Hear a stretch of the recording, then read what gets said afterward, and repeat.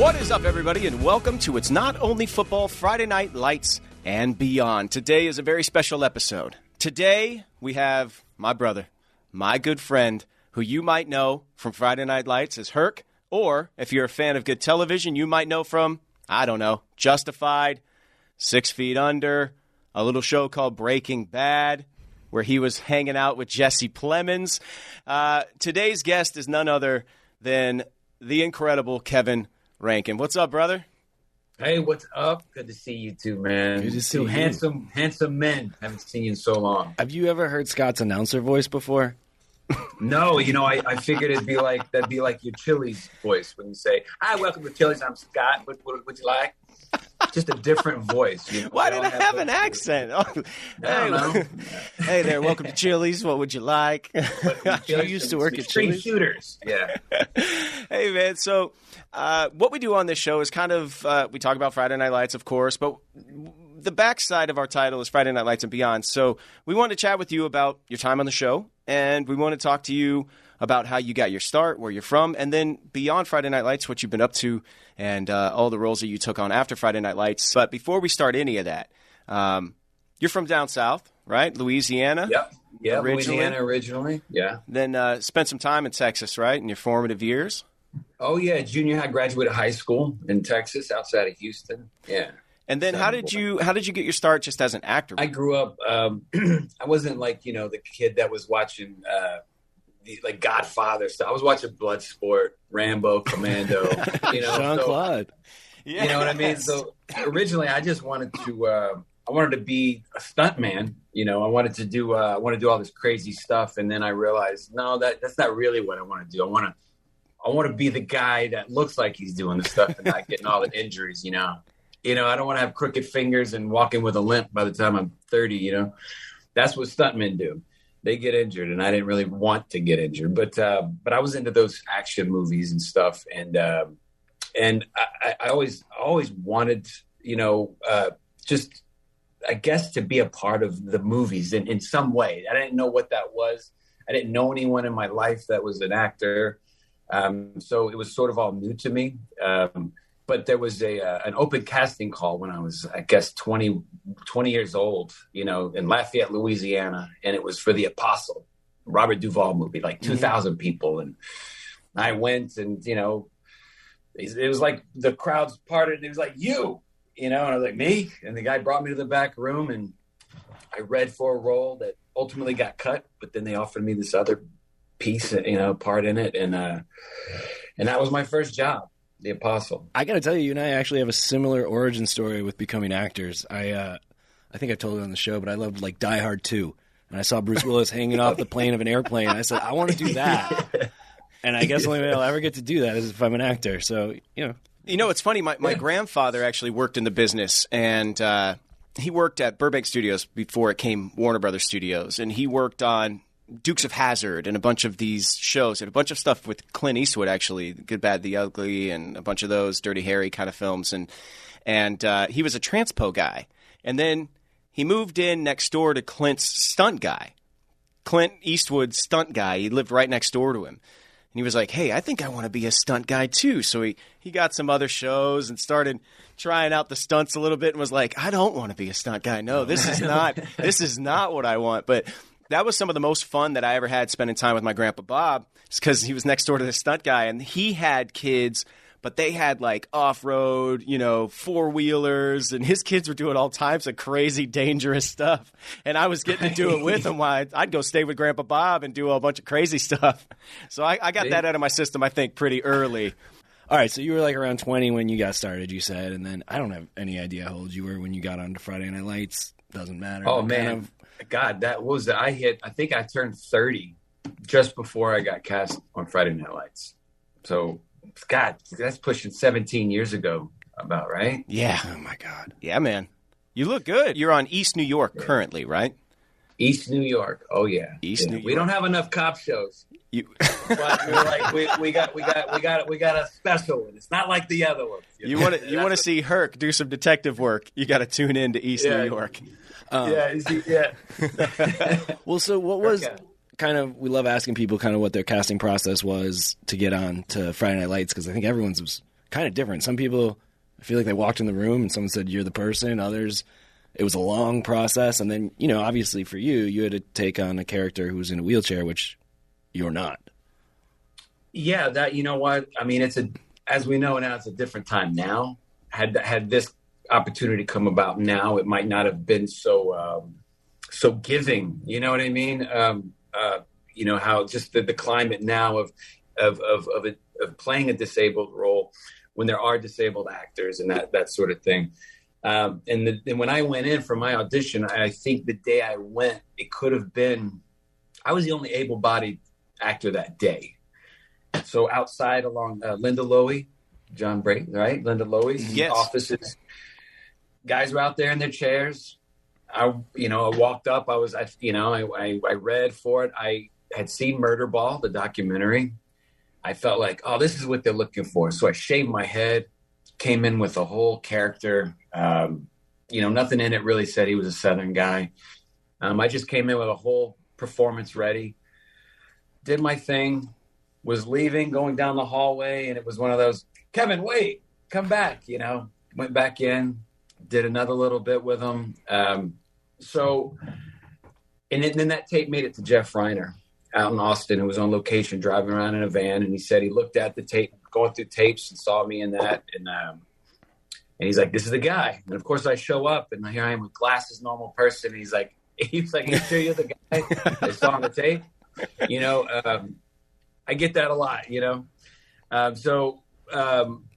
I don't know if I think it was just like anything, any character that I approach is make him something I want to watch, something that's interesting, right? I'm not really caring about being liked by the audience, or by it's about being interesting.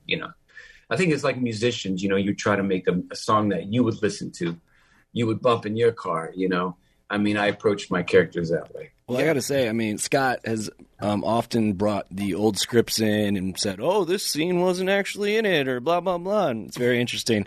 But I didn't. You sound so sarcastic every time you give me any type of comment. I don't know if you think anything I do is interesting. It's just some stuff. Not necessarily the scripts. No, I'm just kidding. But what we've learned or remembered is that your character was not meant to be as present and as such a big part of the show as it was, and that's because I think the character that you created and the dynamic between you and Scott was so electric and so interesting and entertaining to watch that I think the writers of the show were like, we need more of this. Yeah, that was only I think a 3-episode in and out. You meet me in rehab, maybe I kind of kick you in the ass a little bit, and then you kind of and Street was would kind of wake up a little bit, but I think so. I think I got in there and the chemistry, and I didn't want Scott and I to meet until we met on camera either, but Scott wanted to meet me. We did it. We met before though. Yeah. See, that's a rookie mistake. See, I was a rookie. I had never done any of this before, but meeting you in the trailer, like you said, though, you came in with like your button up. You had like a button up on, like a pearl snap button up and like glasses. And so I met you. And then when you wheeled in the room, man, for that first take, because we didn't do a rehearsal of that very first scene that we shot together. And the first scene we shot together is the first time you actually see Herc in the show as an audience member, which was crazy. And I explained it as just a tornado, just a whirlwind. Did you pattern it after anybody? Did you really just do it on your own? It's weird. If you look at somebody like Mark Zupan, the guy from Murderball, this fantastic quad rugby player, just one of the toughest guys you'd ever see. He's not a Southern guy. He was nothing like Herc was, but what I modeled after him was what Zupan was projecting in Murderball, but I took it in my own route. But I just had a feeling that I knew immediately what they were looking for. And people ask, it's always, when we get cast in these things, it's always right place, right time. You guys know as well as I do. He can be the most talented actor. You'll never see a bit of him because he never has the opportunity. Well, we've had opportunities, right place, right time, but I'm very prepared for these opportunities, and there's been a plenty of movies and shows that weren't the best that I got passed over on, and it is for the best, right? So I didn't fill my resume with all these things, but it's not like I didn't go out for them. I just feel like sometimes you go in with filmmakers like a Reiner, or these guys that just you recognize something in each other. And I'm just lucky that those are the guys that recognize things in me, you know, and I get those jobs. Do you know what I mean? Yeah. We could, you know, fill our resumes with all kind of crap, but we don't, you know, thank God. We just watched the episode where we have our ramp challenge. I don't know if you remember that scene where where we call for Phil? Yes. Yeah. Great scene. Watching that scene again, like I was instantly transported to when I was on my couch in Texas watching that scene air on NBC and just thinking, these two are so good, and knowing like only Jeff Reiner could have directed that scene, and the three of you could have made it as magical as it was. It's not really a question. It's just sunshine and pass. that day, Scott, you know, in all the scenes we have together, you know, you give so much. You know, you as an actor, you're very intense. You know, Street was very intense. Herc got to be very intense in his own way, but you know, it was just you know, the feeding off of each other, and all, you know, and as you guys know, obviously, you know, you're as good as your scene partner, and I commend you, Scott, for all those scenes. You know, you're such a really, really solid actor, and that's what helped those scenes come together. Oh, man, I appreciate it, and the same right back at you. But the choreography of it and how we fell to the ground, do you remember how many times we rehearsed? How were we both going to pull each other out of the chairs? Yeah, because I think, did I go straight back, I think, and they weren't worried about my head hitting, and was it going to be us? Was it going to be the stuntmen falling? And yeah, all that took a while. That did take a while. But that kind of hope, you know, some people I used to think, well, did Herc give Street something to continue going for? And sometimes I thought Street was giving Herc something to continue for, you know? Yeah. Giving Herc a purpose was big for me. And that's how I kind of approached it also. Just like a lot of the decision-making of the high school students on Friday Night Lights, vitamin labels can be disappointing. Misleading labels, questionable ingredients, sugary formulas, hard pass. But then there's Ritual. Made for skeptics, by skeptics. With their multivitamin for women, what you see is what you get, and what you get is good. My wife's been using these vitamins since before they were even a sponsor, and my wife is super critical about what she puts into her body. Ritual is a clinically backed multivitamin for women 18 plus with high quality and traceable key ingredients in clean, bioavailable forms.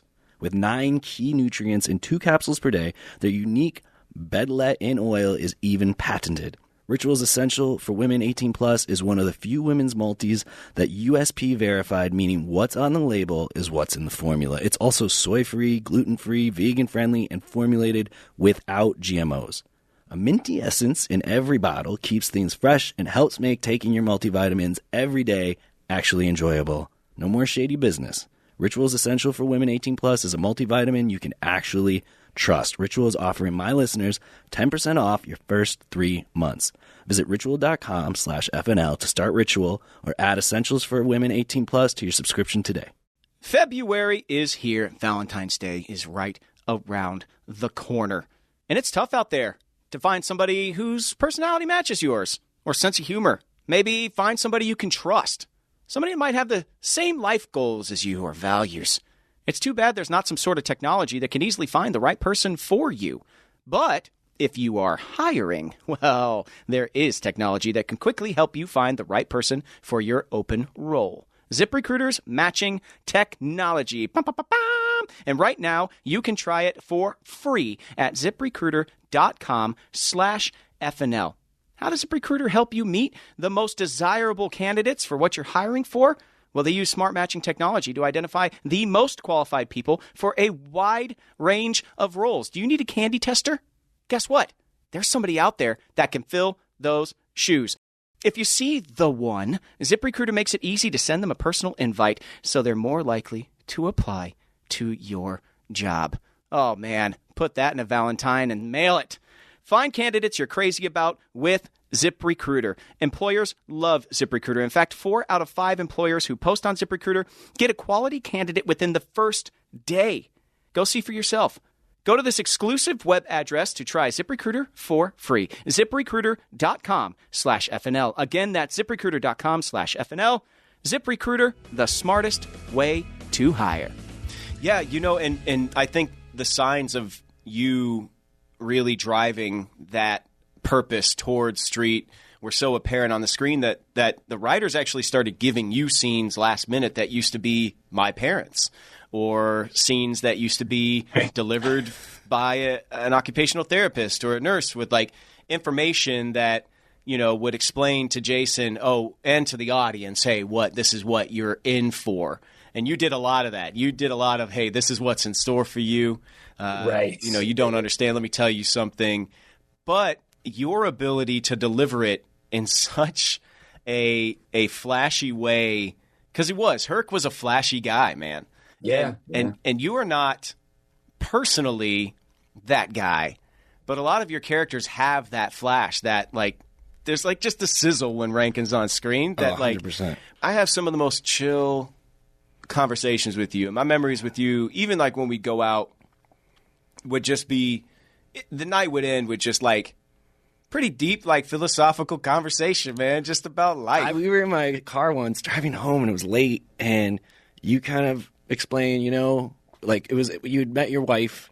I don't know if you guys were married yet, but you basically said, there's a lot of women in the world, and basically when you found true love, you knew it.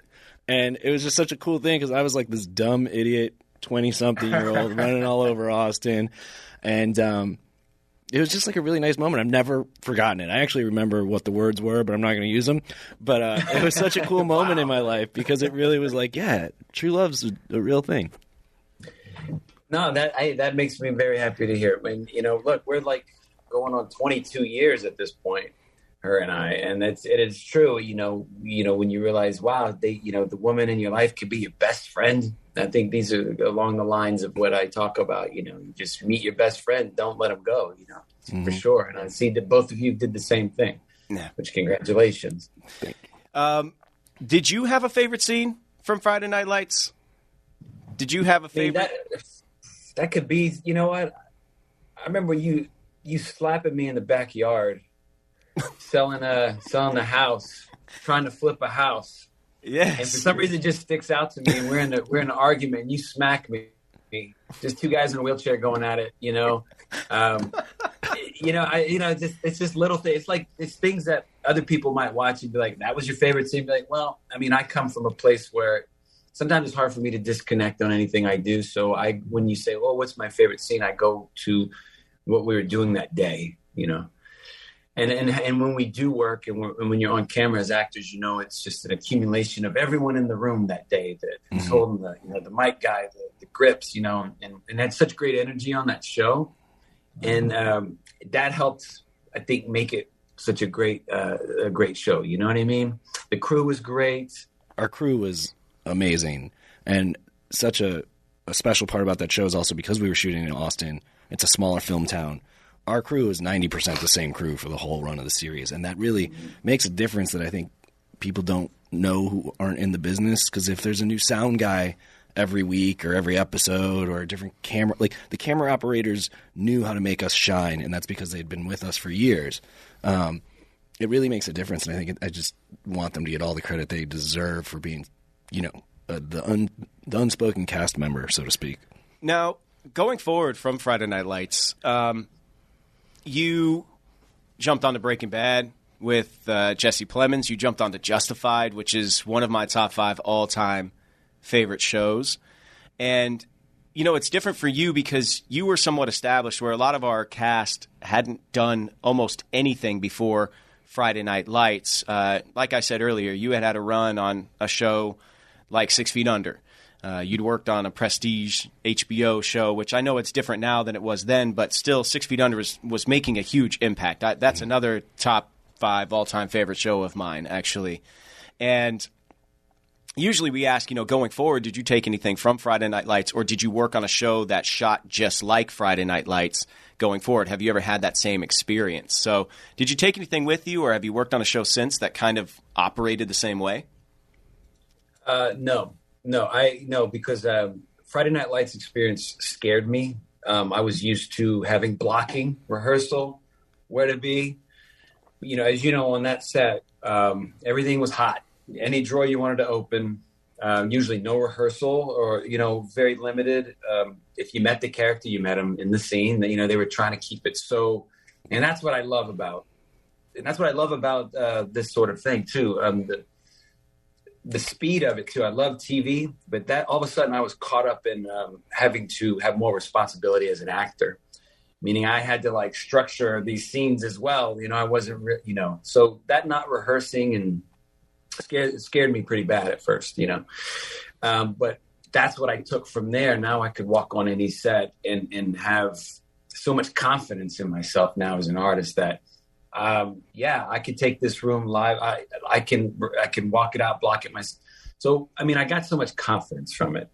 And I remember saying to you guys, being like, don't get used to it. You know, it's not going to be like this, you know, because I think, you know, a lot of if it's your first show or one of your first gigs, you're going to think, this is how it is. And, you know, it's very much not so, as you've found out, right? Yeah, pretty quickly. I remember the first movie I did during one of our hiatuses. First, they were like, hey, we're on a really long lens, so can you not move so much because it's hard to keep you in focus? And I was like, no, your job is to keep me. I do whatever I want. I'm the actor. I go where I feel like. You figure it out. And they're like, no, dude. And then they gave me a mark, which for those people not in the business who don't know, a lot of times when you rehearse and light and everything, they put a T down on the floor, and it's called your mark, and that's where you're supposed to stand. And they said to me, that's your mark. And I said, what is a mark? I had no idea what it was. They're like, that's where you stand. And again, I was like, no, I stand wherever I feel like in that take of the scene. Like, no, you stand there because all these lights are going to make you look pretty. Right, because it was like theater, right? I mean, Friday Night Lights was like theater. You were up there living. You were just alive. And that snowball aspect of life was encouraged on that set. Instead of the stopping and taking, and let's just pick up. You were alive. And it was the first job that I'd done that was anything like that. Yeah.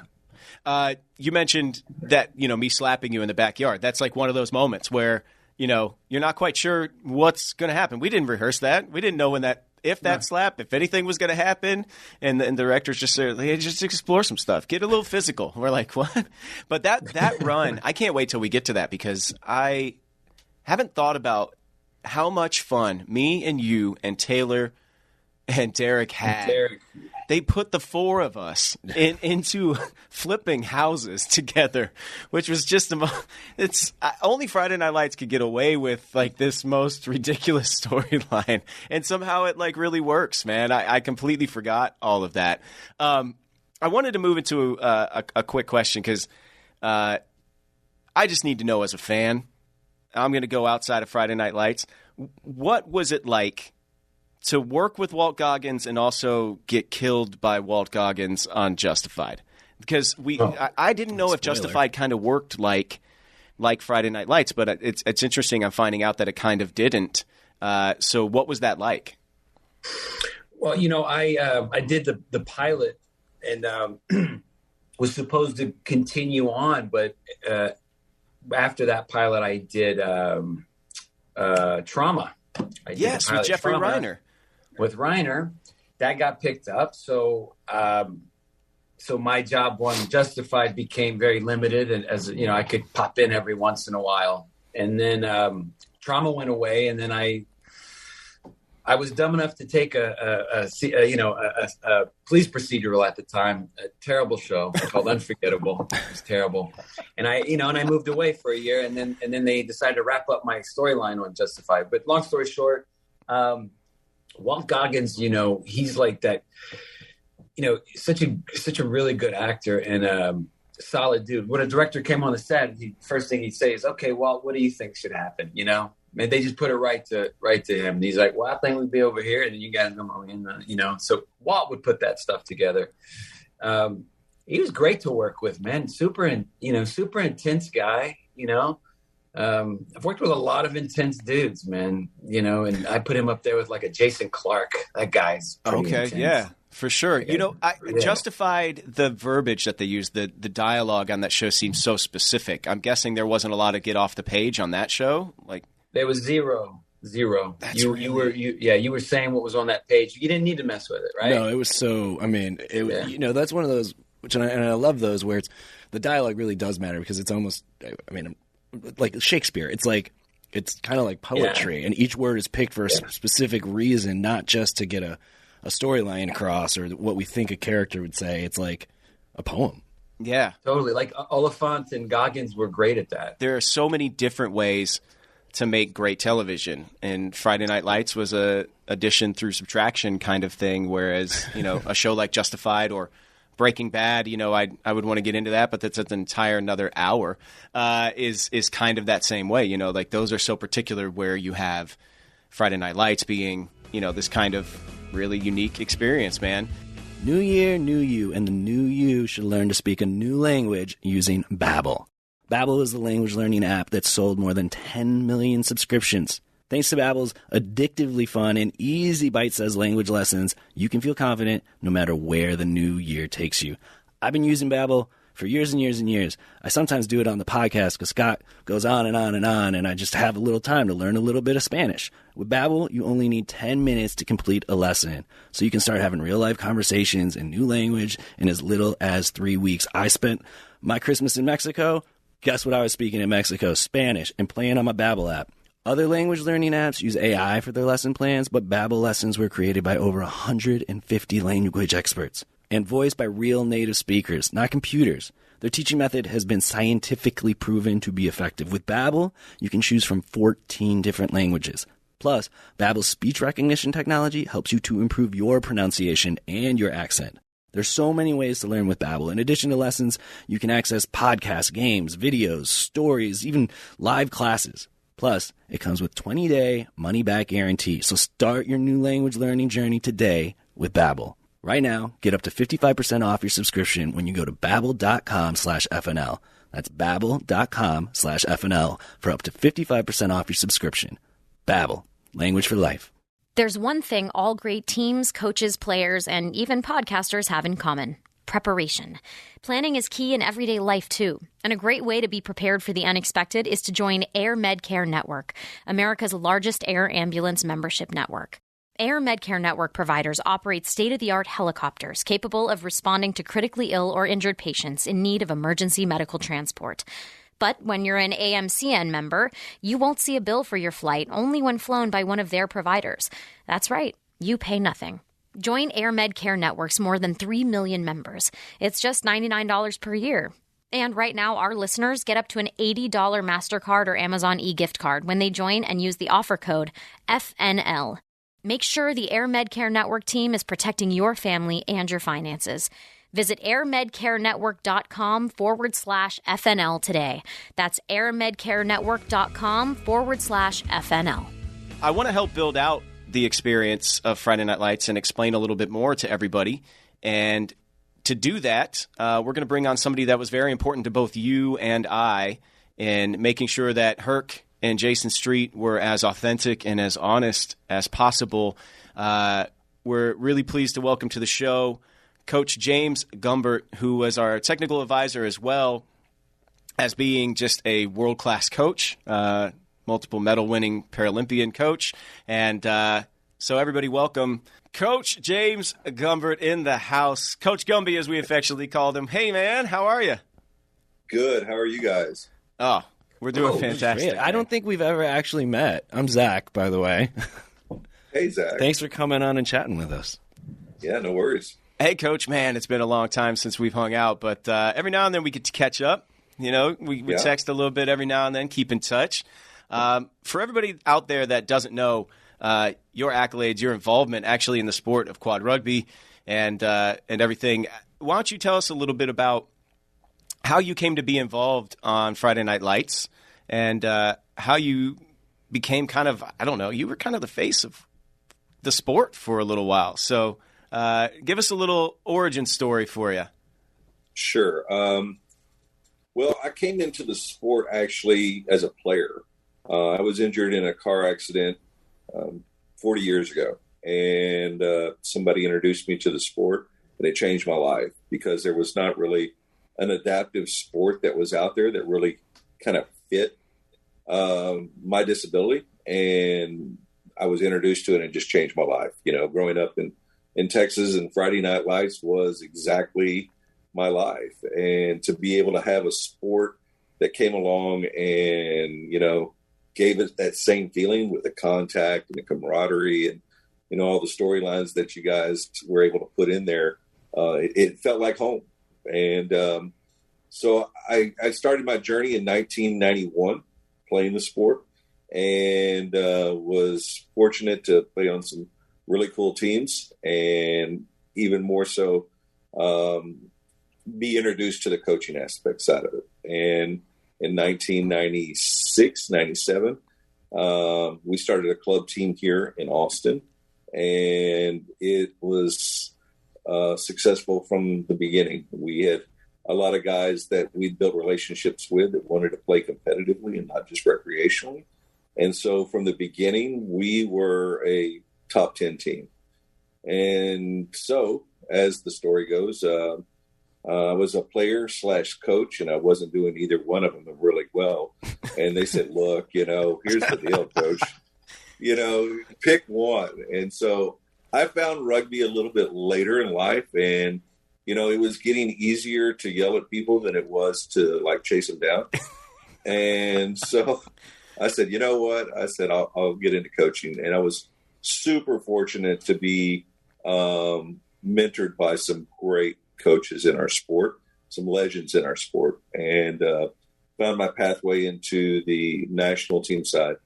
And again, early success for us. And in 2002, was selected to be the head coach, or I was selected to be on the staff for Team USA at that point. Huh. And that's kind of around the same time frame that we started getting some interest towards other media, that just didn't have a lot in the everyday media. We're in the adaptive media. It's just different.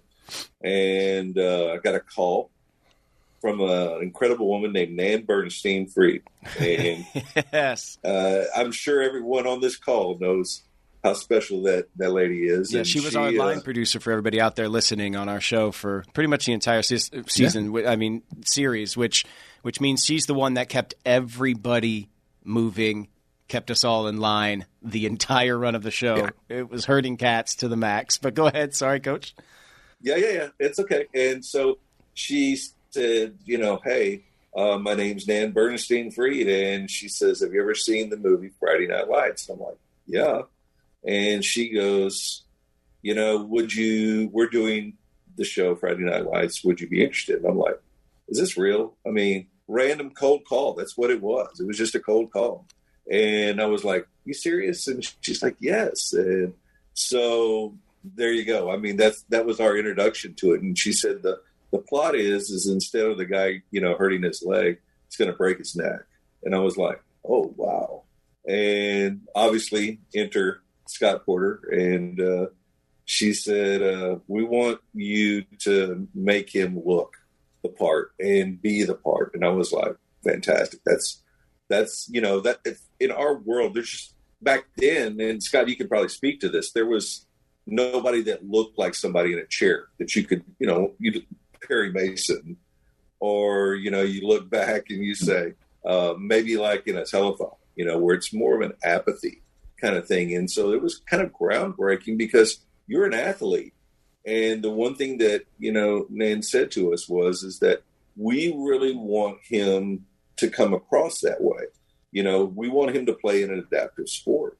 And we were like, wow, we got just as excited as you guys did. And then we met, you and Kevin, and your willingness to want to, not just get paid for a job. You guys wanted to live the part. And that was really, really cool. And, we did a lot of things. And the thing that I'm most proud of what we accomplished is that people really believed that you guys were in chairs. They really super believed it. And, when we tell them stories we had to teach them how to do this and how'd you do that? It's with a badge of honor that we pulled it off, that people really believe that. So that kind of gets us to the show. And, Yeah. I mean, I know you're being a little humble right now. You've got many championships, medals. You have medals from the Paralympics? Yeah, Paralympics, right? I mean, this is not, this is not a cold call to just any old guy. This was a cold call to medal-winning, championship coaching, team after team. I know when I met you, you guys were at a pretty high point. Yeah. Well, I've been very fortunate to surround myself with incredible people. And as probably all of us are, it's like, surround yourself with greatness and you really look good. And but the athletes and staff and support that we got over the years are really, something that have been one of our foundation pillars, if you will, for our success. But we in our tenure as head coach for Team USA, we never finished off the podium. Yeah, that means we never were off the top three. And we finished, I think in our tenure, we were 226 and 26. Wow. Jeez, that win percentage is insane. So they got a champion to come in and try and coach myself and Rankin. Well, so did you coach Scott for a while first because Kevin didn't come in for a bit, or did you start with them at the same time? I got him pretty close, but I think Scott was the first. I had first touch on him. And, Scott was an athlete before, and I know that Scott, you're a big Nebraska fan, and I get that, it's for, I'm a big Longhorn fan. I'm here in Austin, so you're a big Longhorn fans. And so it's, that mentality of sport is something where, you learn great skill sets, but they apply throughout everything that you, not just on the field of play, but in your life. Yeah. And, being able to introduce something to like Scott or Kevin, both of them were, easy. They were athletes. Just like, give us a ball, let's go do it, kind of thing. And it was fun. Yeah. We've talked a lot about the sport and where you're from and what you've done. But everything, and Kevin, I don't know if you remember this, but like every little thing I was asking Coach Gumbert, okay, how do I hold a fork? How do I drive this truck?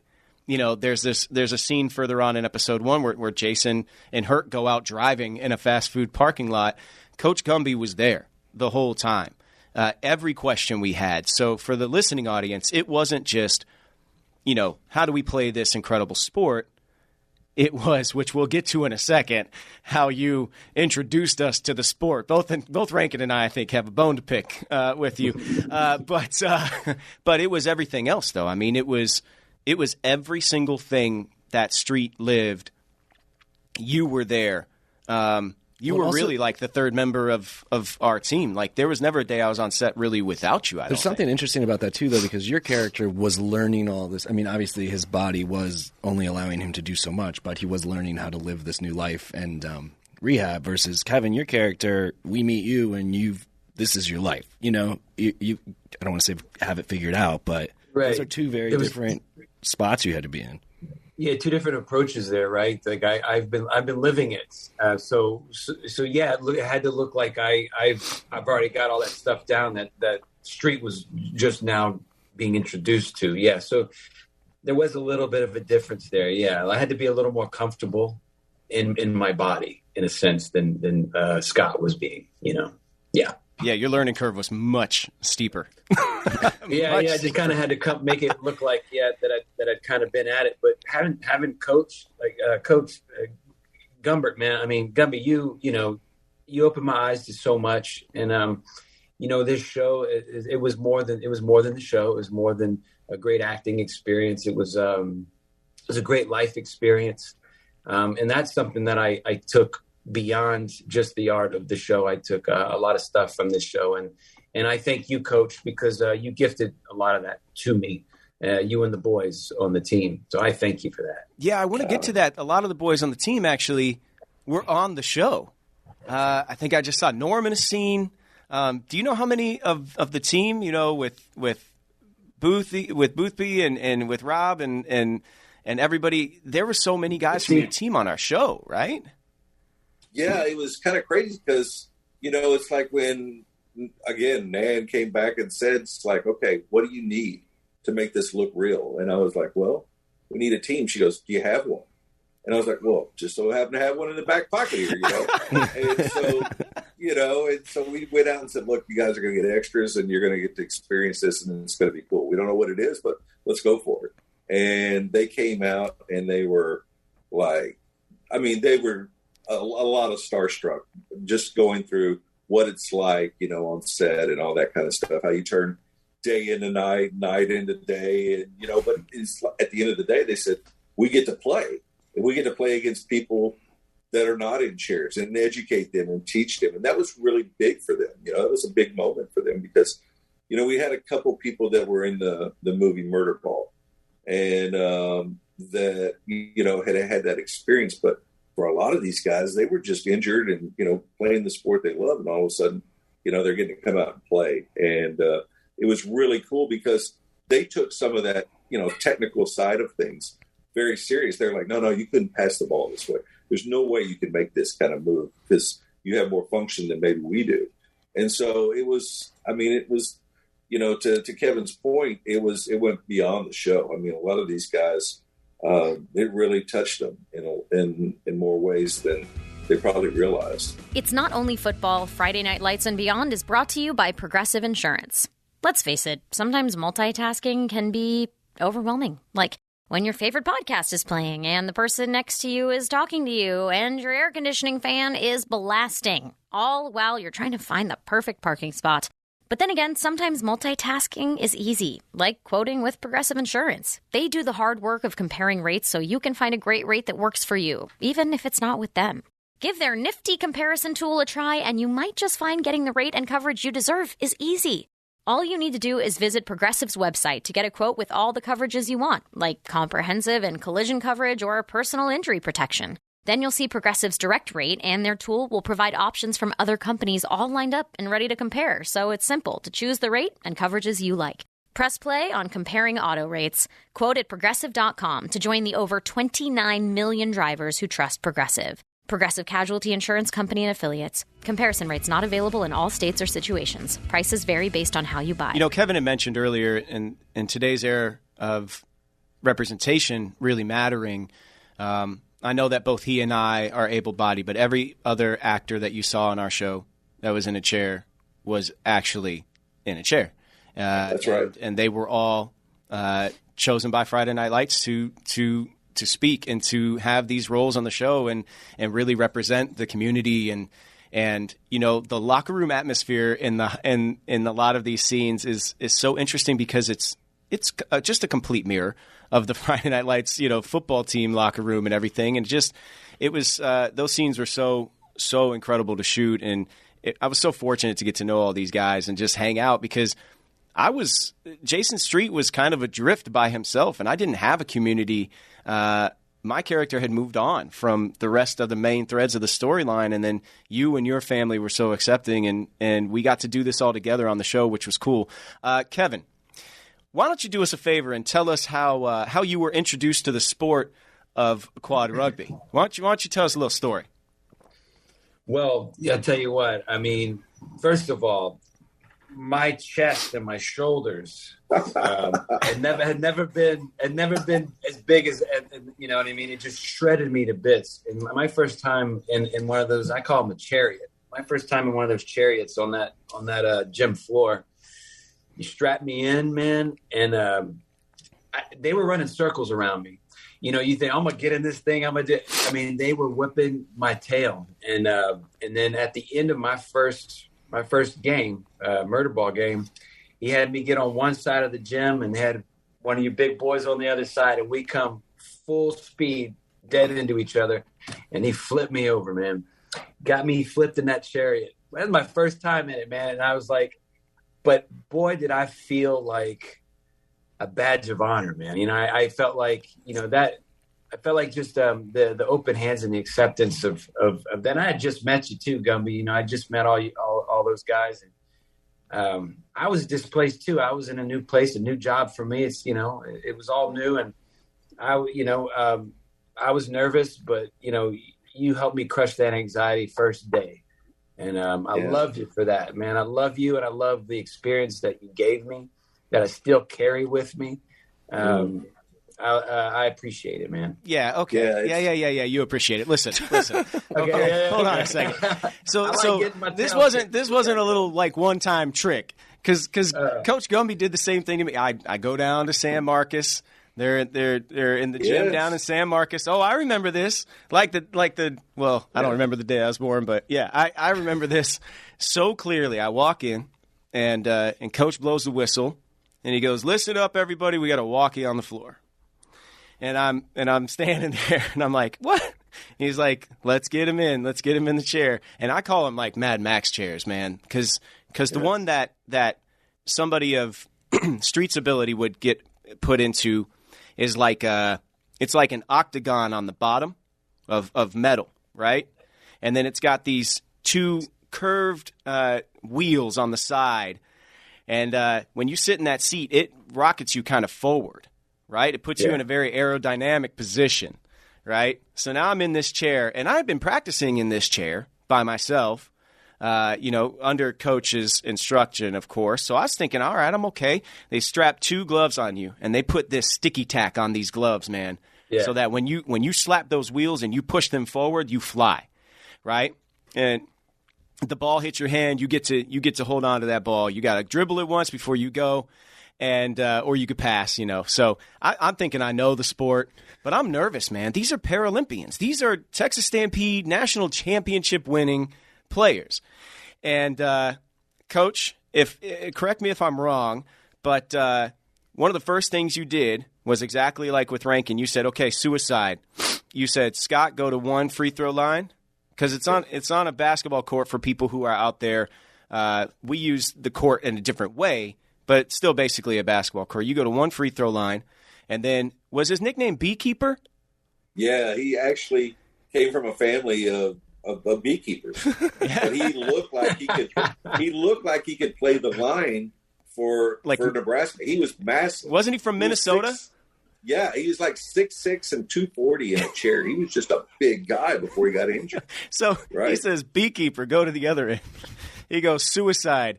And I said, "What? Is it called suicide? Is that what you call it?" Yeah. He goes, "Suicide." I said, "Okay, wait, hold on. What's that?" And he goes, "It's when you wheel yourself at your opponent as fast as you can and you meet at half court." And this is, I'm guessing, what he did to you, Rankin. And I said, "Okay, yeah, sure." I wheel as fast as I can. Beekeeper's coming at me. Whoo, he hit me. I'm up in the air. You said you appreciate the open hands, right? Man. Yeah. I appreciate the bruised cheek, forehead, because when you go up in the air, just for the listening audience, I mean, you're lifted. I mean, you're 2, 3, 4 feet off the air, and you're in this chair. You have no way to. You have no recourse, no way to protect yourself. You're just coming down. Gravity's going to do its job, man. Slam. Yeah. But I feel like Coach was like, this is something that's going to happen in the show. In your very first scrimmage, you are going to get lifted off the ground. And he wanted me to know what that felt like. And then he wheeled over, and, man, he looked at me, and you said, "Welcome to the team."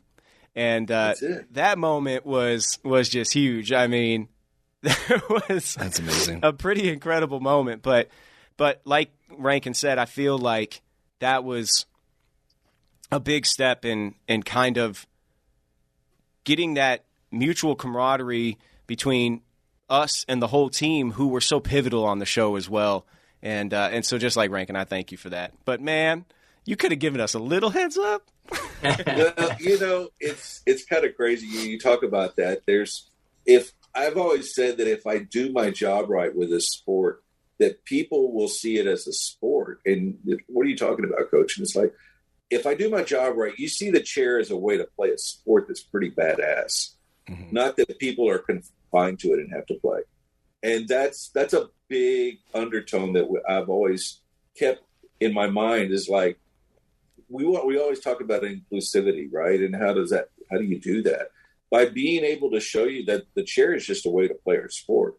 I mean, we took Kevin, we took Scott, we put them in chairs. And by doing that, we just exposed, so many people to this. And it's, since your time doing this, I mean, it's grown. People that are, that are not just quadriplegics, that are paraplegics, they want to play this stuff, and it's because it's a sport. And for you guys, it was kind of trial by fire. I mean, honestly, we tell people when we put them in chairs and they go out and play, it's like if they beat us, it's like, wow, you beat a bunch of guys in wheelchairs. When we beat you, and we will beat you, you just got beat by a bunch of guys in wheelchairs. Oh yeah, and it's like it's a very humbling and leveling playing field right there. Yeah, and to be able to put you in that and see that acceptance for you guys, that was huge, because then they would tell you anything after that. So, yeah, and yeah. I think a lot of your effort on the sport, you doubled it into helping us portray someone who just lives life in a different way, living the same life as everyone else, just happens to be in a chair. And you took us out. You took us out in the world, though, as well. And you taught us everything day to day, like I said earlier. Do you remember taking Kevin out and about? And why did you think it was so important? And then kind of what happened that day? Yeah, so I remember this, and some of the details were fuzzy, but we one of the things that I always told people about the show is like, I had to convince my friends that these people were in chairs, because my friends knew me in a chair. They didn't know me before I was injured, right? And so I figured if I could convince my friends, then that was the sniff test. And so I took Kevin and put him in a chair and said, "Hey, we're going to go to a tailgate." And he's like, "What?" And I said, "We're going to go to a tailgate." And I said, "You're in a chair, right?" You and remember I this, said, "If we can pull this." You remember this, Kevin? I will fill in those fuzzy details. I remember it, all of it. Yeah. Okay. So we go out there, and obviously, it's a tailgate, Longhorn tailgate. There's thousands of people around, and the show hadn't really, kind of came out at that point, so they didn't really know, And so I just introduced Kevin as one of the guys on the team. He's a new player for the team, and he sat there the whole time, and we were having drinks and just having a great time and connecting, and I was, we were there for a couple of hours, and Kevin looked at me. He's like, "Hey, man, where do we go to the bathroom?" I go, "We don't go here. That's not accessible. It's real world stuff. You're in the grass. You're not going to get up and walk over to the porta potty or climb up in somebody's RV. You can't. You're stuck. You got to hold it." He's like, "You're kidding, man.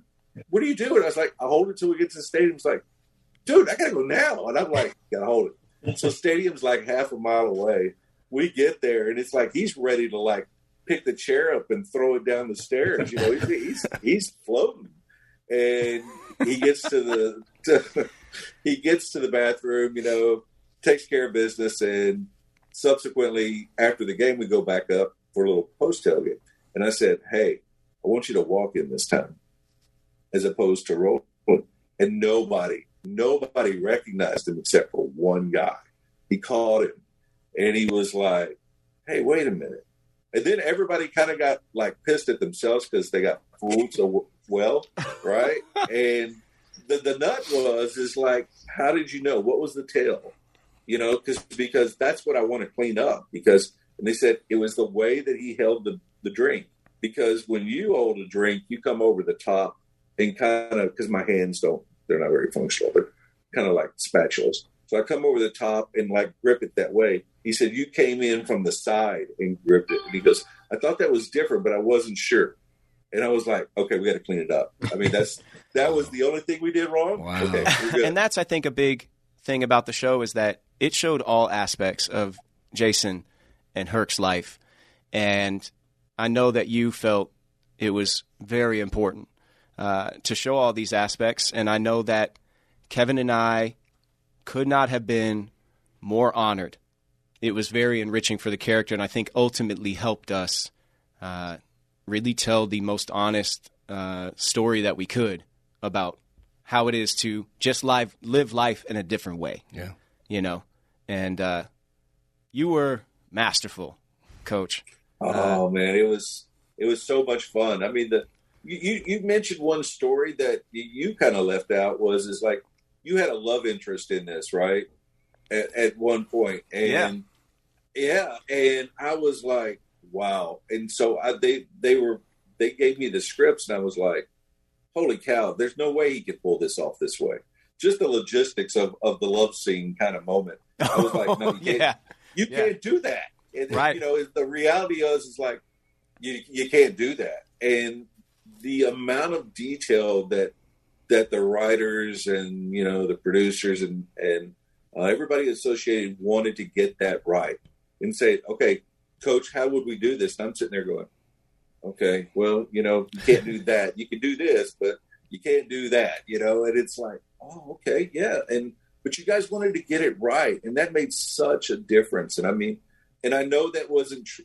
Oh, I mean, I just say that you did that not just in the, you know, the adaptive wheelchair parts. The whole show wanted to get it right. You know, like with football, I'd sit there like when, you know, you did the scene where you go out on the football field and flip over and we were an extra and somewhere else. You guys really went all out to get like that locker room feeling, like that moment on the field, just for that 5 seconds of a sideline shot. I mean, that was so cool. And I've never seen it done as well as that. And I think that's one of the reasons why people love that show so much. Yeah, man. Well, you were so instrumental every single day. Like you said, you know, it's just life, man. And you helped us show how life is just lived, you know, having kids, having relationships, you know, having friendships and playing this sport and doing all these things. Every single day you were there, and I just want to say thank you. And I hope the whole listening audience now knows one of the largest impacts on this whole show was Coach Gumbert. Oh, my God. What a pleasure to meet you and hear these stories. I've heard a bunch of them through Scott, but it's so cool to hear them from you and to meet you, essentially. Yeah. Yeah. But go ahead, Coach. No, I was just saying it was, you know, it's something that, I mean, I've got 12-year-old twins now that weren't even there, you know, in that moment. And now they're learning about it. And I'm like, my son, boy-girl twins, and my son is like going, what? And it's like, you want to know what it was kind of like. It's like, just watch the show. It's such a good story. And I mean, you know, it's like saying like, you know, Jason's this guy and Matt is this guy, you know, and them going, so they're not real, you know. It's like, no, but they did such a good job of telling the story. They feel like they're real, you know. It's like that's you guys. Yeah. That's all the effort that you poured into it because it's thank you, Coach. It was fantastic. Yeah, that's a whole other thing. Is we've all got 2 kids. Rankin's got 2 kids. Zach, myself. You know, trying to explain to them what TV is and how we do is a whole other ball of wax. But Coach, I wanted to say thank you for coming on and hanging out with us today. I know that the audience is just going to love every second of this. They want to know what it was really like behind the scenes and how we built this show. And you were essential. And I just wanted to say thank you, Coach. Thank you so much, and appreciate every one of you. You know, you will not realize how much of an impact that you have on people until you step away from it for a little bit. And you really changed just our lives, but you changed so many different lives in such a positive way. And I bet you there's not a one of you that if you came to Texas and you were sitting in Austin and they recognized you, you would never have to pay for a meal or a drink. We've tried that. I don't think it works. Coach, I will be back in Austin mid-April. I'll be there for a couple of months. I'm hitting you up when I get back. I'd love it. It'd be wonderful. Thanks. I'd love to see you again. Me too. That brings us to the end of this week's episode of It's Not Only Football Friday Night Lights. So much. For myself, and for Zach Gilford, for Coach James Gumbert, and for somebody who's been on some of the best shows with the best endings ever, Friday Night Lights, Breaking Bad. Claws, I'm going to throw in there because Claws' ending was nuts. 6 Feet Under. Kevin Rankin is a closer. He knows how to do it. And Kevin, thank you so much for being on with us today, man. Thank you, Brother Scott, Brother Zach. I love you guys. Hope to see you soon, man. Yeah, and hopefully we'll have you back on sometime. We can talk about Street and Herc's whole journey, but that is a tale for another day. I would happy to come back on. Man. All right. Before we go, though, Coach, just wanted to check, where can people find you on social media? Where can people watch the Texas Stampede or watch the sport in general? And what are you up to now? Where can they watch your new endeavor? Sure. For like what we're doing right now, the Texas Stampede has its YouTube channel at Texas Stampede. Pretty straightforward.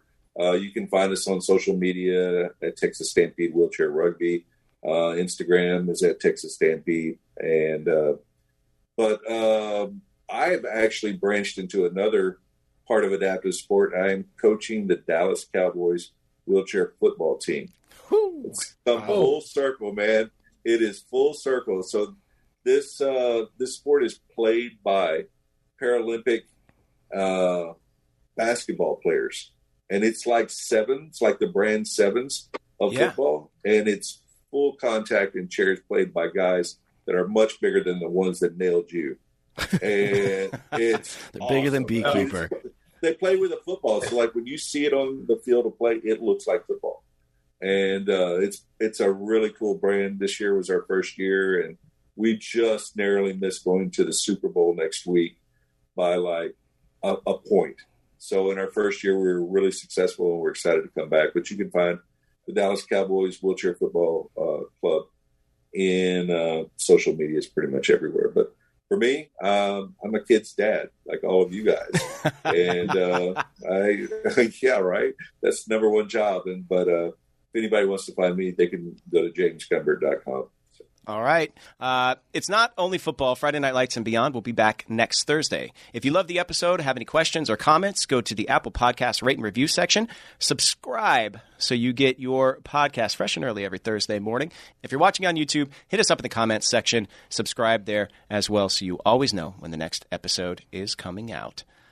Clear eyes, full hearts, can't lose. Peace. Peace. Peace.